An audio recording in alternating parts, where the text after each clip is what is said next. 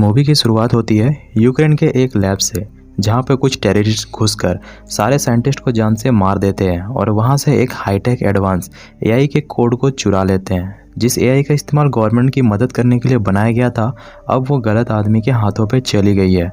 Movie का scene shift होता है और हम नेथन नाम के एजेंट को देखते हैं, जिसकी मुलाकात नीतन नाम के आदमी से होती है, जो कि ब्रिटिश गवर्नमेंट के लिए काम करता है। नीतन नेथन को सारी बातें बताता है कि कुछ आतंकवादियों ने एडवांस एआई को चुरा लिया है। अगर उन्होंने वो किसी गलत आदमी को बेच दी तो पूरी दुनिया के सारे बैंकिंग सिस्टम को कुछ ही सेकंड पे हैक किया जा सकता है। नेथन कहता है मैं यह काम फॉर्च्यून को दे दूंगा। नीतन कहता है नहीं, वो एक सरफिरा आदमी है, वो नियमों को धज्जियां उड़ा देता है और उसका खर्चा भी काफ़ी ज़्यादा है। नीतन कहता है फिलहाल मेरे पास यही अंडरकवर एजेंट मौजूद है। नीतन कहता है जॉन और माइक का क्या हुआ? नेथन कहता है अब वो हमारे लिए काम नहीं करते, उसकी अब खुद की एजेंसी है। नीथन इस डील के लिए मान जाता है। नेथन ऑर्सन से मिलने सीधा अफ्रीका जाता है, जहां ऑर्सन अपनी गर्लफ्रेंड के साथ बिना शादी के हनीमून मनाने के लिए आया होता है। नेथन ऑर्सन से कहता है मेरे पास तुम्हारे लिए काम है। ऑर्सन गुस्से पे कहता है मैं अभी छुट्टी पर हूँ। नेथन कहता है इस काम के लिए $50 मिलियन मिलेंगे और अगर तुमने यह काम नहीं किया तो पूरी दुनिया बर्बाद हो सकती। तुम्हें किसी तरह से वो डिवाइस लेकर आना है जिसके अंदर एक खास तरह की एआई मॉड्यूल है, जो चाहे तो पूरी दुनिया पे किसी भी कंट्री के न्यूक्लियर बॉम्ब को हैक कर सकती है और इंजाम किसी पे भी डाल सकता है। तुम्हें इसे गलत आदमी के हाथों से जाने से रोकना होगा। ऑर्सन इस डील को एक्सेप्ट कर लेता है। अब अगले दिन नेथन ऑर्सन से उसके 2 नए पार्टनर से मिलवाता है, जिसमें से एक सारा जो कि एक हैकर है और दूसरा जे डेविस जो कि ऑलराउंडर है। दुनिया का ऐसा कोई काम नहीं जो वो कर नहीं सकता है। ऑर्सन कहता है मुझे इनकी कोई ज़रूरत नहीं है, मैं अकेले ये काम कर सकता हूँ। नेथन कहता है तुम्हें किसी गली के गुंडे को नहीं पकड़ना है, यह काम काफ़ी रिस्की है। अब आज का इनका टारगेट था डोनाल्ड, जो कि हार्ड ड्राइव लेकर एयरपोर्ट पे आने वाला था, जिसके अंदर वो एआई मॉड्यूल मौजूद है। सभी लोग एयरपोर्ट पहुंच जाते हैं, लेकिन सारा एक बहन के अंदर होती है, जो एयरपोर्ट के सीसीटीवी कैमरे को हैक करके पल पल की खबरें दे रही होती है। और तभी वहाँ डोनाल्ड भी आ जाता है, और जहाँ कुछ लड़कियों को भी डोनाल्ड का पीछा करने के लिए रखा गया था, वो लोग डोनाल्ड का पीछा कर ही रहे होते हैं। तभी इन्हें मालूम पड़ता है कि यहाँ पर और भी लोग मौजूद हैं जिन्हें वो हार्ड ड्राइव चाहिए। ऑर्सन के 2 टीम मेंबर को कोई बेहोश कर देता है। सारा ऑर्सन को अलर्ट कर देती है। ऑर्सन कहता है यहाँ माइक आ चुका है, जो जॉन के लिए काम करता है। ऑर्सन दोनों आदमियों को मारकर सीधा डोनाल्ड के पास जाता है, जहाँ माइक के लोग डोनाल्ड को पकड़कर अपने साथ ले जा पाते। ऑर्सन दोनों आदमियों को मारकर डोनाल्ड को अपनी कार पर बैठाकर वहाँ से ले जाने लगता है। तभी डोनाल्ड को हार्ट अटैक आ जाता है और माइक के लोग भी इनका पीछा करने लगते हैं। डोनाल्ड को मालूम है कि वो ज़्यादा देर तक जिंदा नहीं बचेगा। वो नेथन को बताता है कि मेरी वाइफ को उन्होंने किडनैप कर रखा है और उन्हें मेरा चेहरा नहीं मालूम है, और तुम जाओ मेरी जगह उस हार्ड ड्राइव का डील करने, तभी मेरी वाइफ जिंदा बचेगी। और डोनाल्ड की हार्ट अटैक के कारण वहीं मौत हो जाती है। इधर सारा जब उस पेन ड्राइव को एक्सेस करती है, उस पे पासपोर्ट लगा हुआ था। इधर माइक ऑर्सन की कार को रोक लेता है और सभी को गन पॉइंट में रखकर वो पेन ड्राइव ले लेता है। अब इनके पास एक ही रास्ता था कि वो नेथन को डोनाल्ड की जगह बायर बनाकर भेजे, और अगले दिन नेथन बायर बनकर उनके पास पहुंच जाता है। सामने से 2 आदमी आकर हार्ड ड्राइव को लेकर वहां से चले जाते हैं। सारा दोनों आदमियों को स्कैन करती है, जिसमें से एक आदमी हैरिस था, जो कि ग्रीक सैमन अरबपति के लिए गन तस्करी का काम करता था, जहां से उन्हें मालूम पड़ जाता है कि यह सारी डील पे ग्रीक सीमन का भी हाथ है। लेकिन उस आदमी तक पहुंचना बहुत ही मुश्किल है, क्योंकि वो दुनिया भर में हथियारों की तस्करी करता है, जिसके कारण उसकी सिक्योरिटी काफी ज्यादा है। सारा ग्रीक के बारे में जानकारी इकट्ठा करती है, जहाँ से उन्हें मालूम पड़ता है ग्रीक को मूवीज देखना काफी पसंद है और वो फेमस एक्टर डैनी का काफी बड़ा फैन है, और अगर उन्हें ग्रीक तक पहुंचना है तो डैनी को चारा बनाना होगा। सभी लोग अमेरिका के लिए निकल जाते हैं, जहां हम डैनी को देखते हैं, जो कि फिल्म शूटिंग कर रहा होता है।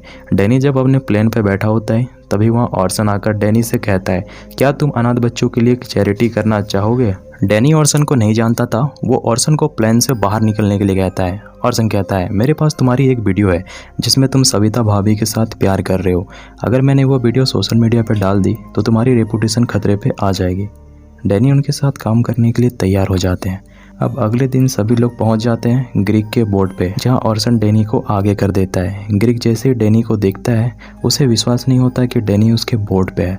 दोनों आपस में बात करने लगते हैं। तभी इन्हें मालूम पड़ता है कि माइक का एक आदमी यहाँ पे आ गया है, जिससे उन्हें मालूम पड़ जाता है कि माइक को पहले से ही मालूम था कि हम यहाँ पे आने वाले हैं। सारा नीचे से सभी रूम पे जाकर माइक को लगा देती है, ताकि वो लोग ग्रीक की बातों को आसानी से सुन सके। इधर ऑर्सन माइक के आदमी को खरीदने की कोशिश करता है, वो ऑर्सन की बात नहीं मानता तो ऑर्सन उस आदमी को ठिकाने लगा देता है। इधर सारा जब डैनी के पास पहुंचती है, ग्रीक दोनों को अपने साथ तुर्की चलने के लिए कहता है ताकि वो एक दूसरे को और भी जान सके। ये लोग भी तैयार हो जाते हैं क्योंकि ये लोग जितना ग्रीक के करीब रहेंगे वो उतनी ज़्यादा उस एआई वेपन के पास पहुंच पाएंगे। तभी ग्रीक के बिजनेसमैन पार्टनर वहां आकर डैनी के साथ फोटो खिंचवाने लगते हैं। इधर साइड पे ग्रीक सारा से कहता है अगर तुम मेरे साथ एक रात बिताना चाहो तो मुझे कोई दिक्कत नहीं है। सारा कहती है मुझे बुढ़े आदमी बिल्कुल भी पसंद नहीं है। तभी वहाँ ऑर्सन आकर दोनों को वहाँ से लेकर निकल जाता है। इधर ग्रीक अपने बिजनेस पार्टनर को उसी रूम पे लेकर जाता है जहाँ सारा ने पहले से ही माइक लगा रखा था, जहाँ ये सारी बातें नेथन सुन रहा होता है, जहाँ से उन्हें मालूम पड़ता है कि यह उस एआई वेपन को $10 बिलियन पे बेचने वाले हैं, जहाँ उन्हें यह भी मालूम पड़ता है कि ग्रीक बायर नहीं है बल्कि वो दलाली का काम कर रहा है। और वो लोग आपस की बातचीत में बायर का नाम नहीं लेते और नेथन को बायर का नाम ही जानना था कि आखिर वो है कौन। ऑर्सन यहाँ पे प्लान बनाता है कि वो ग्रीक के पार्टनर के घर जाकर उसके लैपटॉप को हैक करके सारी जानकारी इकट्ठा करेंगे। ऑर्सन रात को उसके घर जाकर एसी वेंट में बेहोशी का गैस छोड़ देता है, जिससे अपार्टमेंट में सारे लोग कुछ ही मिनटों पर बेहोश हो जाते हैं। ऑर्सन आसानी से बिल्डिंग के अंदर घुसता है और ग्रीक के पार्टनर के लैपटॉप के सारा के लैपटॉप से लिंक कर देता है। सारा पूरे लैपटॉप का एक्सेस कर लेती है। ऑर्सन लॉकर को लॉक करता है और कुछ कैश गायब कर देता है ताकि सभी को लगे कि बिल्डिंग के अंदर चोर आया था। ऑर्सन जैसे बिल्डिंग से बाहर निकलता है, 2 गार्ड उसे देख लेते हैं। वो दोनों को वहीं निपटा देता है और आसानी से बिल्डिंग से बाहर निकल जाता है। अगले दिन सारा जब लैपटॉप को पूरे डाटा को चेक करती है, उसे वहाँ कुछ भी नहीं मिलता जो उनके काम का हो।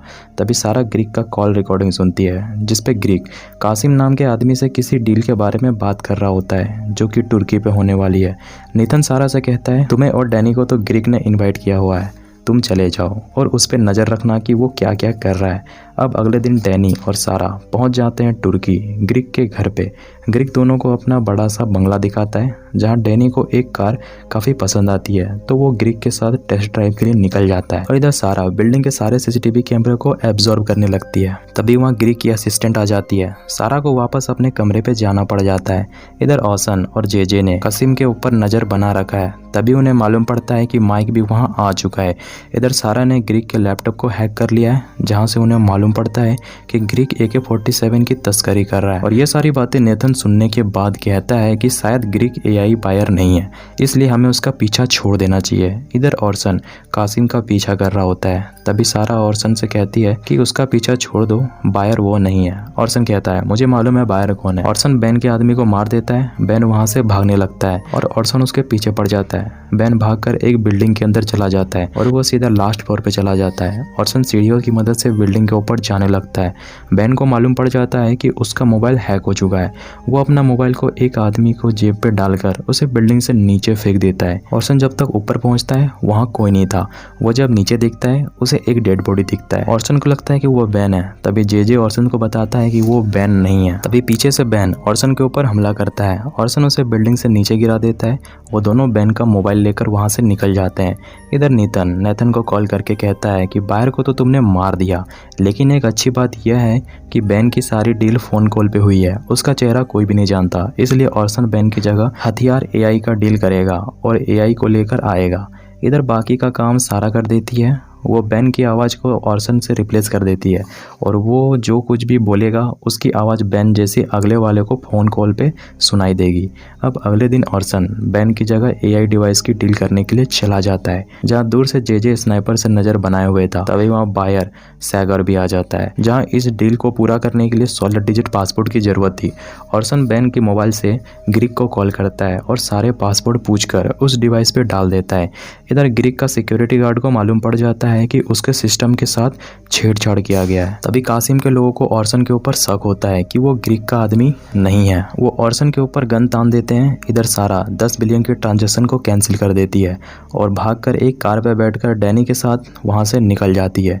इधर ऑर्सन भी गाड़ी पे बैठकर भागने लगता है, लेकिन एक हेलीकॉप्टर उसके पीछे पड़ जाती है जिसके अंदर माइक बैठा था। माइक के आदमी ऑर्सन की गाड़ी को रोक लेते हैं और उससे एआई वेपन छीन लेते हैं और वो जितने भी लोग डील करने के लिए आए थे वो सभी को मार देता है। और माइक हेलीकॉप्टर पर बैठने के बाद अपने आदमियों से ऑर्सन को जान से मारने के लिए कहता है। तभी पीछे से जेजे माइक के आदमियों को जान से मार देता है। इधर ग्रीक को भी सारी सच्चाई के बारे में मालूम पड़ जाता है। वो अपने आदमियों को भेजता है डैनी और सारा को पकड़ने के लिए। वो लोग डैनी और सारा को पकड़ पाते। ऑर्सन हेलीकॉप्टर लेकर वहां पर आ जाता है और वो उनकी कार को उड़ा देता है और सारा और डैनी को लेकर वहाँ से निकल जाते हैं। इधर नेथन सभी को बताता है कि माइक किसी भी गवर्नमेंट एजेंसी के लिए काम नहीं करता है, वो अपने लिए काम कर रहा है। ऑर्सन कहता है ये हथियार बस हमें ग्रीक ही दिलवा सकता है, हम ग्रीक से सौदा करेंगे, हमारे पास उसके खिलाफ बहुत सारे सबूत है। सभी लोग पहुंच जाते हैं ग्रीक के पास, जहां ऑर्सन ग्रीक से कहता है हमारे पास तुम्हारे खिलाफ बहुत सारे सबूत है, अगर तुमने हमारा काम किया तो ये बात हमारे और तुम्हारे बीच रहेगी। और ऑर्सन ये भी कहता है तुम्हारे पैसे भी तुम्हें मिल जाएंगे। ग्रीक मान जाता है। रात में ग्रीक और डैनी उस जगह पे पहुंच जाते हैं जहां माइक डील कर रहा होता है। इधर पीछे से ऑर्सन भी आ रहा होता है और ये सारी चीज़ों को सारा ड्रोन और सीसीटीवी कैमरे से देख रही होती है और सभी को गाइड कर रही होती है। इधर ग्रीक और डैनी पहुंच जाते हैं उस रूम पे जहां माइक डील कर रहा होता है, जहां उसकी मुलाकात बायर से होती है जिनका नाम ट्रिंक और इग्नर था, जिन्होंने दुनिया के 70% गोल्ड को खरीद रखा था और वो उस एआई की मदद से पूरी दुनिया की करेंसी को हटाकर गोल्ड करेंसी को लाना चाहते थे, जिससे उन्हें अरबों खरबों डॉलर का फायदा होगा। इधर ऑर्सन एक एक करके बाहर में सभी गार्ड्स को मारना शुरू कर देता है और बिल्डिंग के अंदर घुस जाता है। इधर ग्रीक दोनों बायर से कहता है मुझे मेरे 10 मिलियन डॉलर चाहिए, अगर तुमने ऐसा नहीं किया तो मैं तुम्हारे पूरे फैमिली को मार दूंगा। इतना बोलकर वो वहाँ से चला जाता है। बायर जो पैसे माइक को भेजने वाला था वो पैसे वो ग्रीक को भेजने लगता है। माइक से यह बात हजम नहीं होती, दोनों एक दूसरे के ऊपर गोलियां चला देते हैं। तभी वहाँ ऑर्सन आ जाता है, वो देखता है चारों तरफ डेड बॉडी पड़ी हुई है। तभी पीछे से माइक ऑर्सन के ऊपर हमला करता है, ऑर्सन उसे मार देता है और उस एआई को नेथन को लाकर सौंप देता है। और इसी के साथ मूवी यहीं पे डी एंड हो जाती है।